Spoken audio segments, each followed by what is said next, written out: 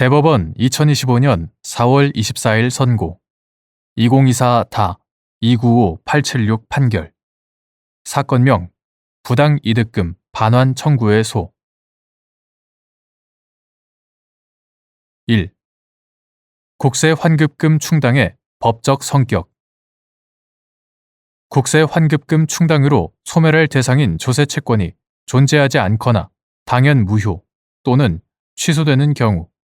납세 의무자가 충당의 효력이 없음을 주장하여 민사소송으로 국세 환급금의 반환을 청구할 수 있는지 여부,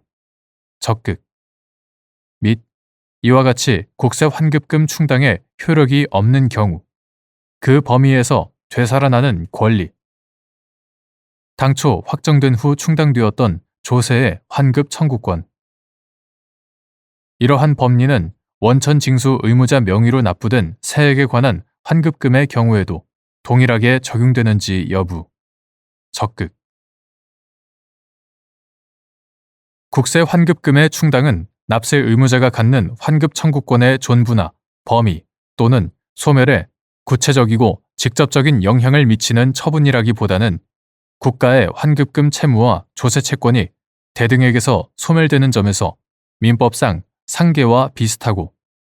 소멸 대상인 조세 채권이 존재하지 아니하거나 당연 무효 또는 취소되는 경우에는 그 충당의 효력이 없는 것으로서 이러한 사유가 있는 경우에 납세 의무자로서는 충당의 효력이 없음을 주장하여 언제든지 민사소송으로 이미 결정된 국세 환급금의 반환을 청구할 수 있다. 이와 같이 국세 환급금 충당의 효력이 없는 경우 그 범위에서 되살아나는 권리는 충당의 대상이 되었던 조세의 환급 청구권이 아니라 당초 확정되었다가 충당된 조세의 환급 청구권이다. 나아가 이러한 법리는 원천 징수 의무자 명의로 납부된 세액에 관한 환급금이 다른 조세 채권에 충당 처리되었다가 해당 조세 채권이 마찬가지로 존재하지 않거나 당연 무효 또는 취소되는 경우에도 동일하게 적용된다. 2. 원천 징수 의무자가 원천 납세 의무자로부터 원천 징수 대상이 아닌 소득에 대하여 세액을 징수, 납부하였거나 징수하여야 할 세액을 초과하여 징수, 납부한 경우 원천 징수 의무자 명의로 납부된 세액에 관한 환급 청구권자 원천 징수 의무자 원천 징수 세제에서 원천 징수 의무자가 원천 납세 의무자로부터 원천 징수 대상이 아닌 소득에 대하여 세액을 징수, 납부하였거나 징수하여야 할 세액을 초과하여 징수, 납부하였다면 이는 국가가 원천 징수 의무자로부터 납부받는 순간 아무런 법률상 원인이 없는 부당이득이 된다. 이때 원천 징수 의무자 명의로 납부된 세액에 관하여는 원천 징수 의무자가 그 환급 청구권자가 되고 원천 납세 의무자는 자신 명의로 납부된 세액에 관하여만 환급 청구권자가 될 수 있을 뿐이다. 3.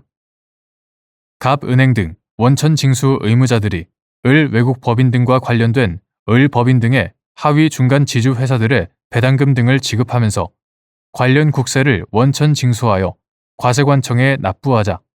과세관청이 위 원천 소득의 실질 귀속자는 을 법인 등이고 그들에게 국내 고정사업장 또는 국내 사업장이 있다며 을 법인 등의 소득세 또는 법인세 부과 처분을 하면서 위 원천 징수 관련 환급금을 소득세 또는 법인세의 기납부 세액으로 공제, 충당 처리하였다가 외국의 합자 회사에 대해서는 소득세가 아닌 법인세가 부과되어야 한다는 취지의 대법원 판결이 있은 후 소득세 부과 처분을 취소하고 법인세 부과 처분을 다시 하면서 위 원천 징수세액 환급금을 법인세 기납부 세액으로 재차 공제, 충당하였는데 이후 을 법인 등은 국내에 고정사업장 등을 가지고 있다고 보기 어렵다는 이유로 확정 판결에 의해 법인세 부과 처분이 취소되자 을 법인 등이 법인세 기납부 세액으로 충당 처리되었던 원천 징수 세액 가운데 환급되지 않고 남아있는 부분에 관한 권리가 자신들에게 있다며 국가를 상대로 부당이득 반환을 구한 사안에서 원천 징수 세액이 갑은행 등 원천 징수 의무자들 명의로 납부된 이상 원천 징수세액에 관한 국세 환급금에 대한 권리가 갑은행 등에 있다고 보는 것이 타당한데도 이와 달리 보아 을 법인 등의 청구를 일부 인용한 원심 판단에 법리 오해 등의 잘못이 있다고 한 사례.